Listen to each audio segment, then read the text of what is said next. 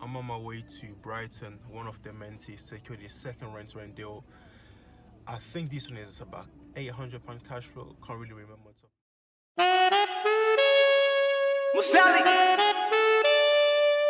No.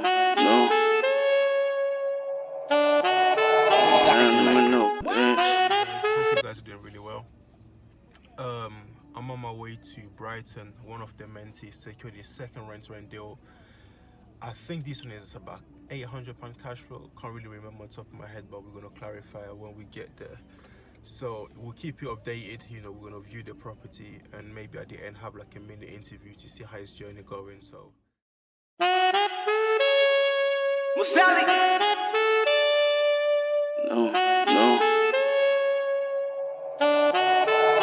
Hi, Cara. How you doing? I'm okay, thank you. How are you? Yeah, I'm good. That's good.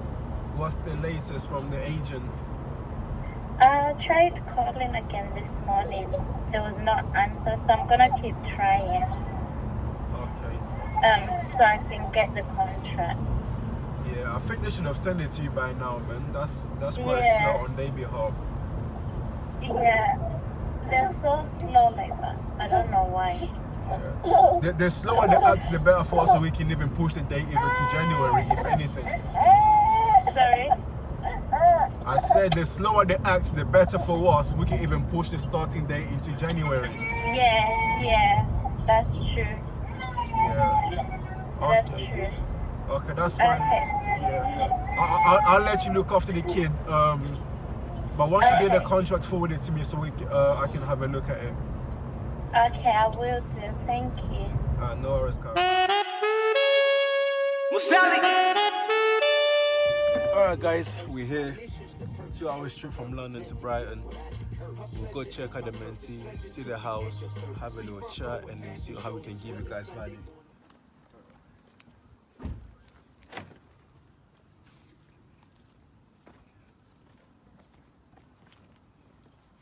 That didn't feel like a 2-hour journey.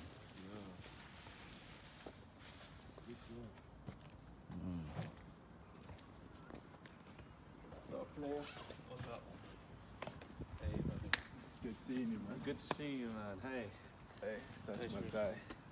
That's my other guy. Hey, buddy. Hi guys, so I'm with Chun. What's up, bro? You alright? So this is second R2HMO.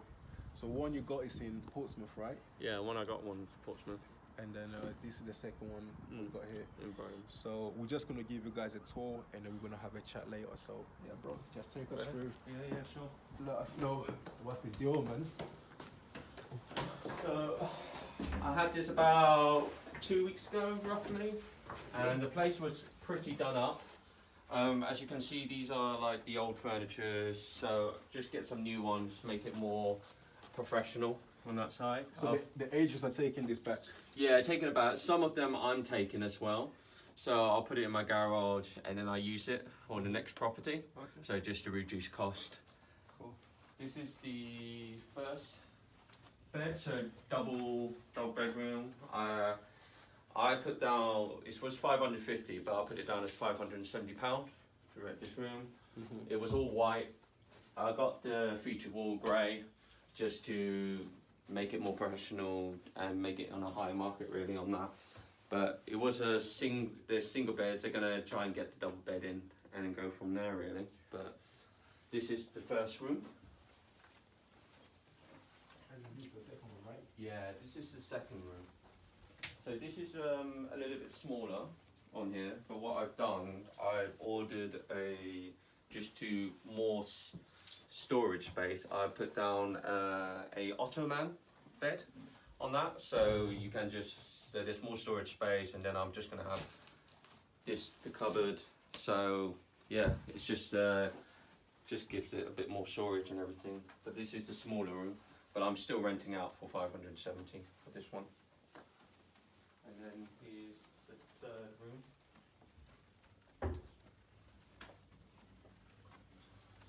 And here, same as the other one. Nice one. Then I have So there's a downstairs toilet. toilet Yeah. here. So you've got 2 bathrooms and extra WC. Yeah, correct. And then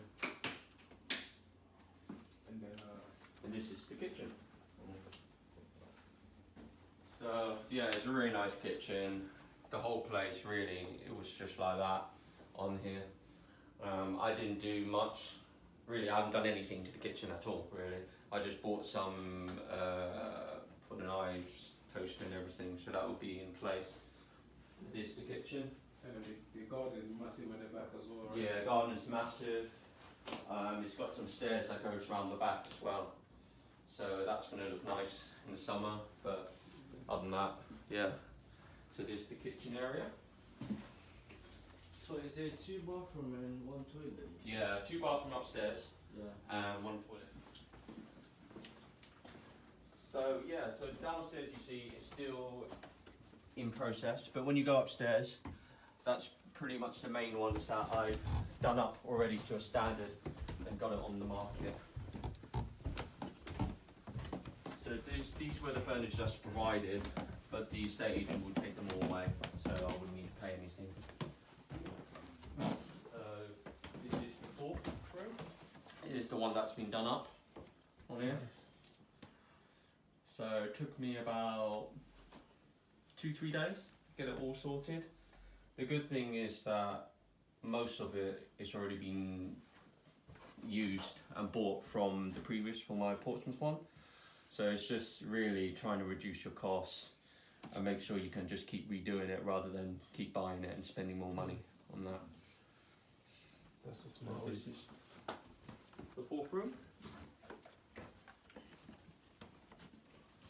And this is the 5th room. The same as the other one really, Matt.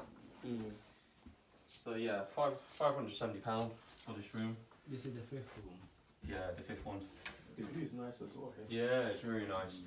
So if you see it from out here, why I took this place is because free parking. Yeah. Brighton's, you'll never get free parking in Brighton. And 2, when you walk down there, it takes 3 minutes, to be honest, 2 to 3 minutes to get to the train station, and 1 stop to Brighton Centre.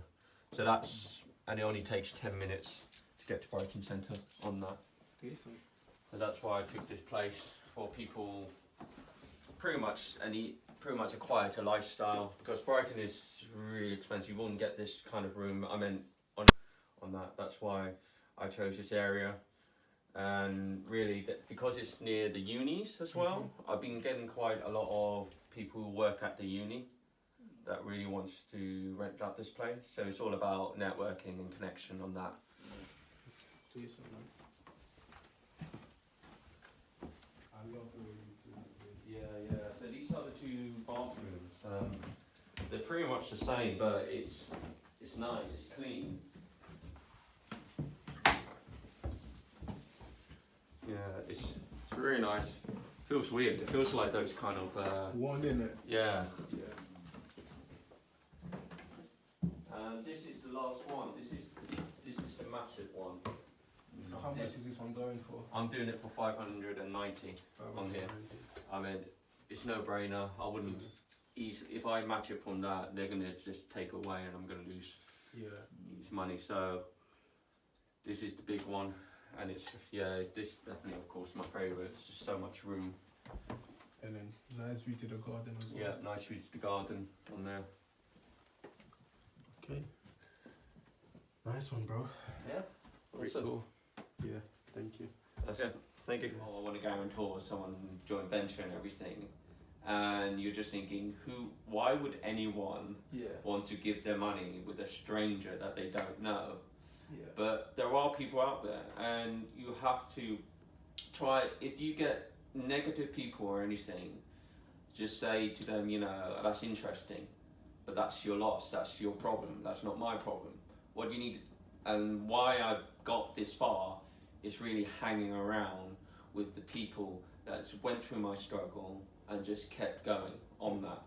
And I think that's a fuel, and that's definitely a fuel to keep you going, to know that there are people out there that want you to succeed. They don't want anything from you.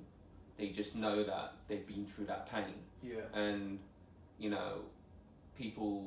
there are good people out there, and that's when I went on Facebook and everything, and I can also believe that because being a business person or entrepreneur, it's a different world to the norm.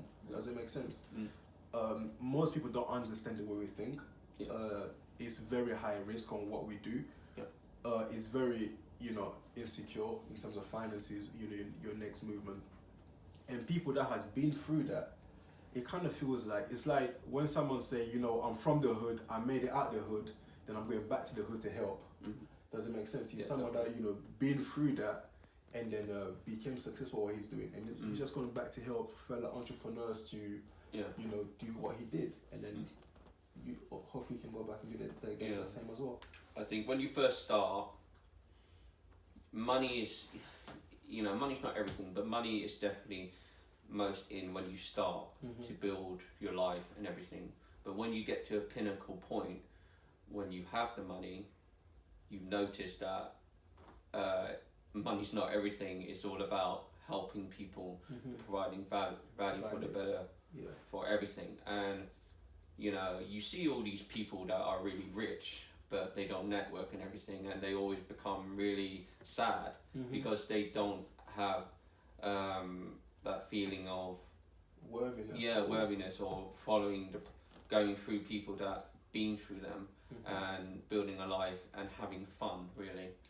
And I think that's the thing, is not holding on to the money, but trying to use it to help for other people. And I'm a big believer. I'm definitely a big believer. Like, one day, just want to follow what like Napa footstep and everything, is to help people out there, and not be like just comfortable and seeing people fail and just thinking, I've been through that, deal with it. It's not that. It's just trying to extend your arms out, because there are people, even when I went through Napa, and there are people that knows Napa instantly just message me randomly, like, oh, Napa, what's the problem, and just help out.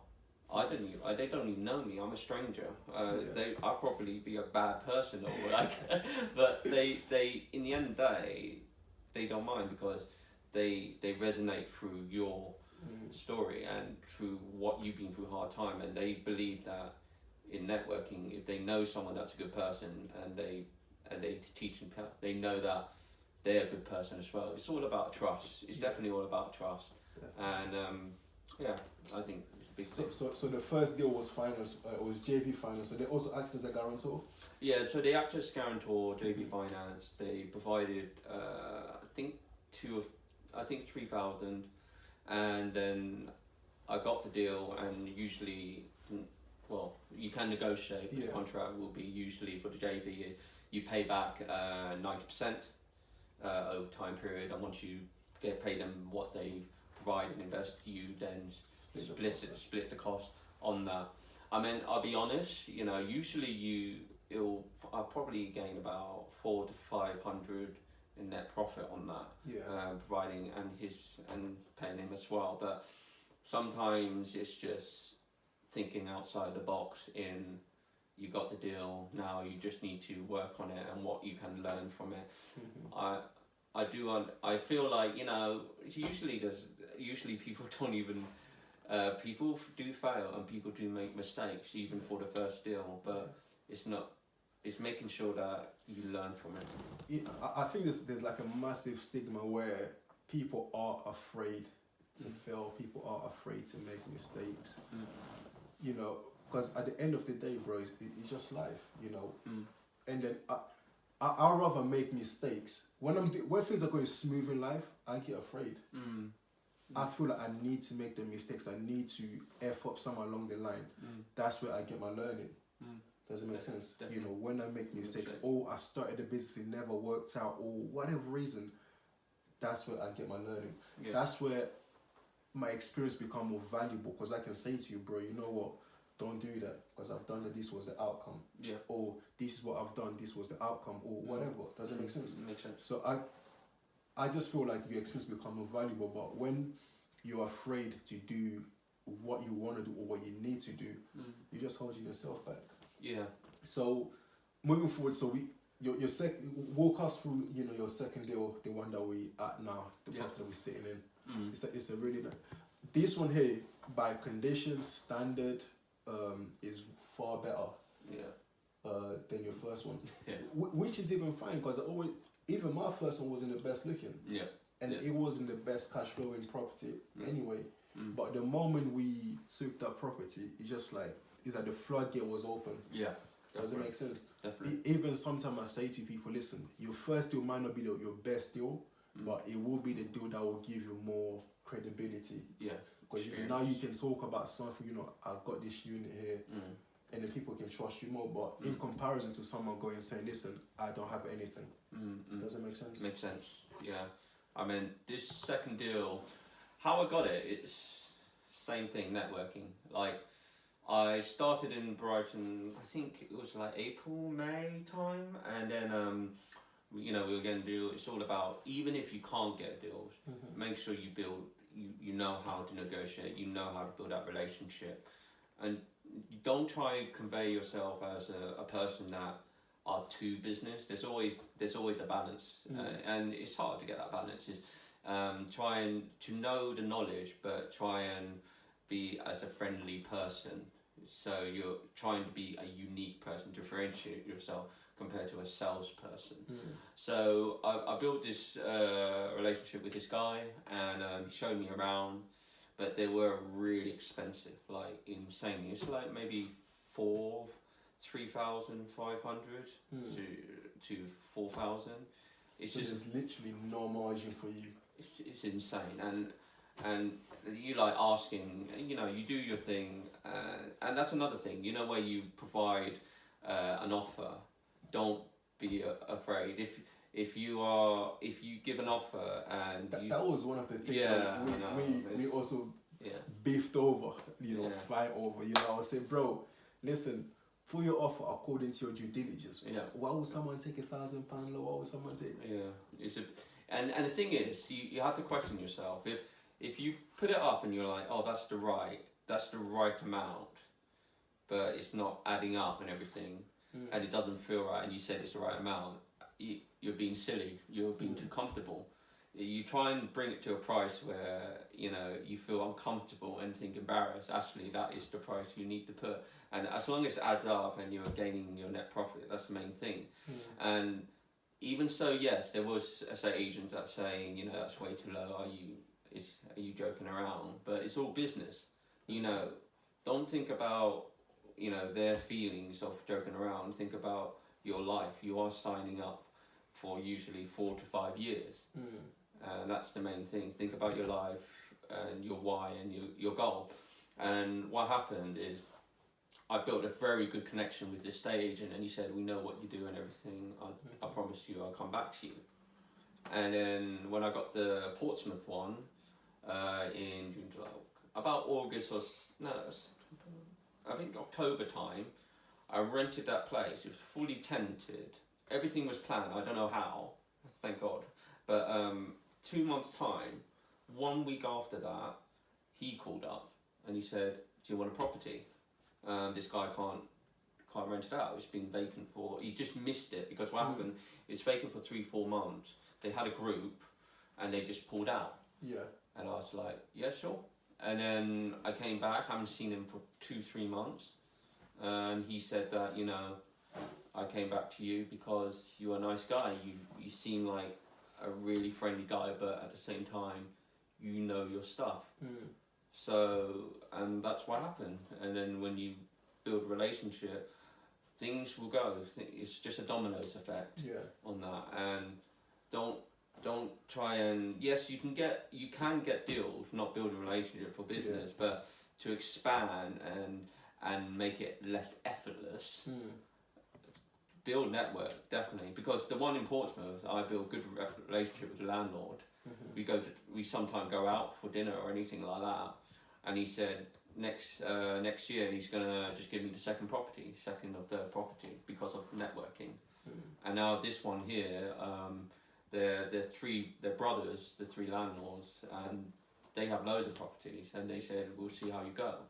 So you don't need to build a lot of relationship. Yes, you do, but try and make sure you concentrate on each one, because when you get 2 or 3, maybe that's all it is to get 4 or 5 properties, and it will just keep going. It's just a connection. Yeah. And then, would you say rent when is easy? Rent, I firmly believe, any business, it's not easy. 100%. Really, not any business. If they say to you, you know, it's all lovely, you know, all this cover of I'm in a boat, in a yacht, and I'm having expensive stuff, it's easy for me. Well, of course they would say that. They're selling themselves.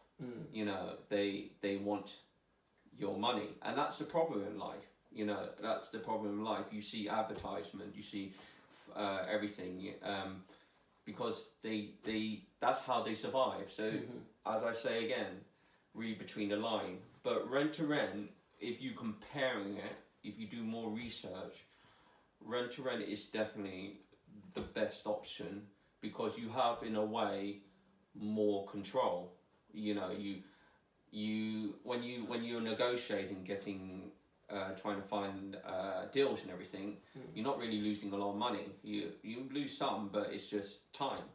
But when you got the deal and everything, you can control it by doing the place up, negotiating, working out the threshold, doing your research.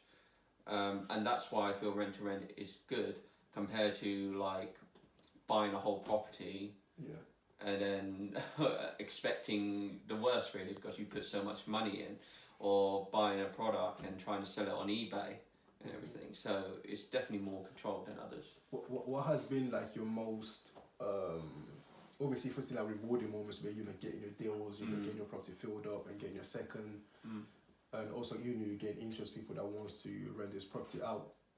But what has been like your most challenging moments that anyone that's coming into this model or strategy or business can fully be aware of, you know, embrace themselves? You know what, I'm stepping into this world.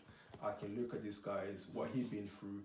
Let me, you know, prepare myself for, you know, for his experience. Yeah, I think in a way, just personally myself, is making sure you have the positive mindset.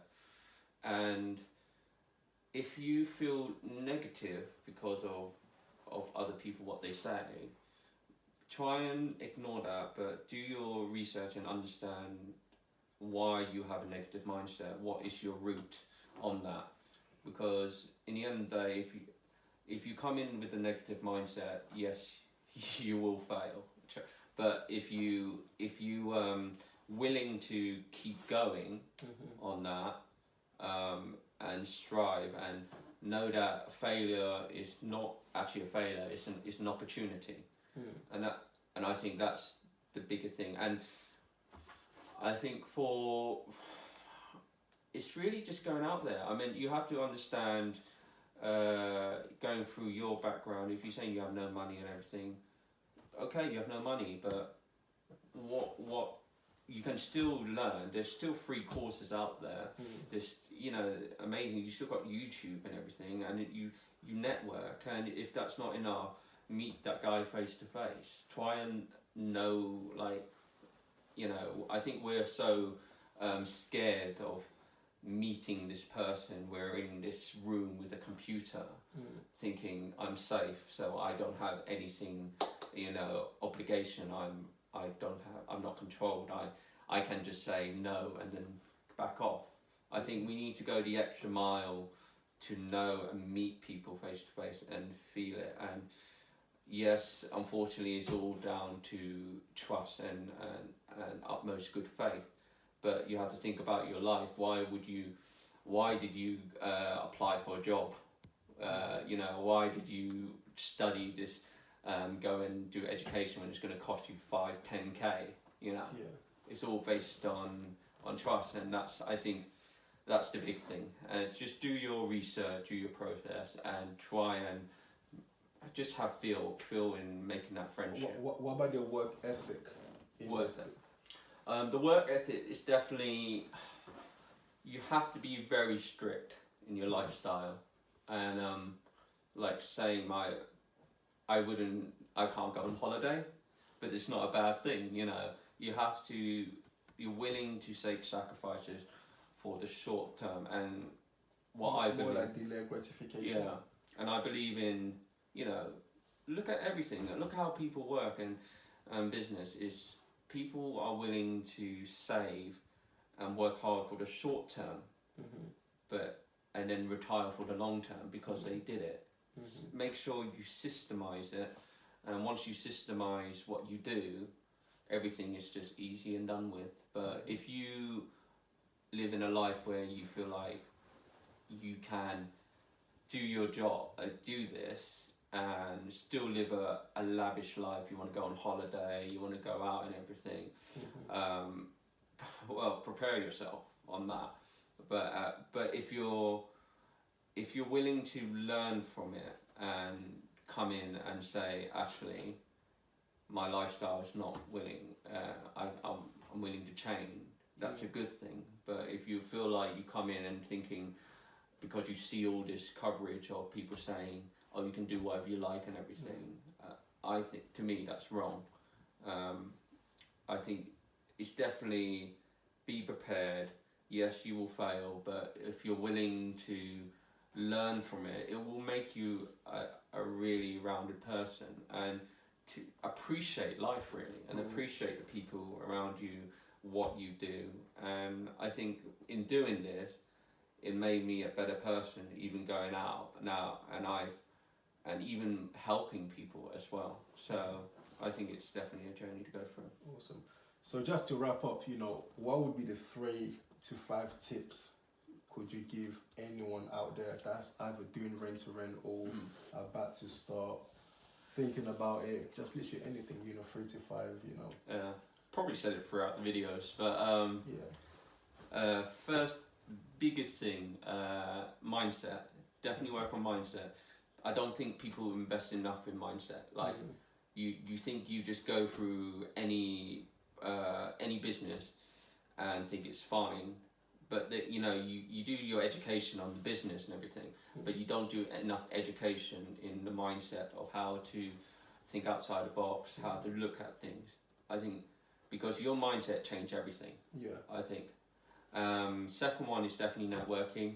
As I said before, you don't need to be good at networking, but you have to be good enough to concentrate on each individual.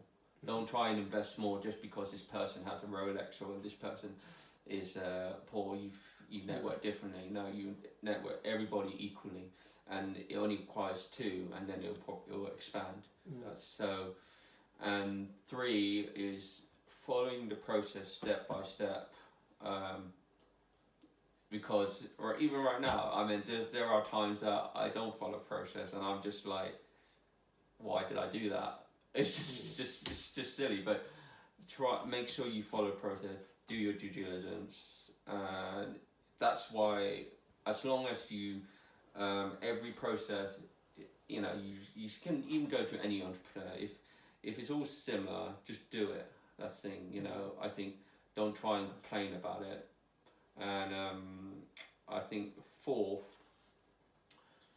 as you said, read between the lines. No money down deal. Even when I first, you know, don't just try and jump in and say no money down and that's it. Think outside the box. Like, and think like what an entrepreneur thinks on that. Just like politics, you know, politics. Everybody complain because they're changing the law of article and everything. But you have to understand the people who change it, they're property investors. So there is a loophole in it on that. So I think that's the main thing, is thinking outside the box. But overall, yeah, that's probably the 4 main parts. Yeah, thank you, bro, and thank you guys for watching. Make sure you subscribe to the channel if you haven't. Leave us a comment if you like this video as well. Please feel free to share with your friends and family. Other than that, Chun, it's been a pleasure, my bro. Thank you very much. Congratulations one more time. Yeah, you know, keep on grinding and get more properties out here. Yeah, and definitely. then level up. Look forward to my journey. Appreciate you, man. Okay, thank you.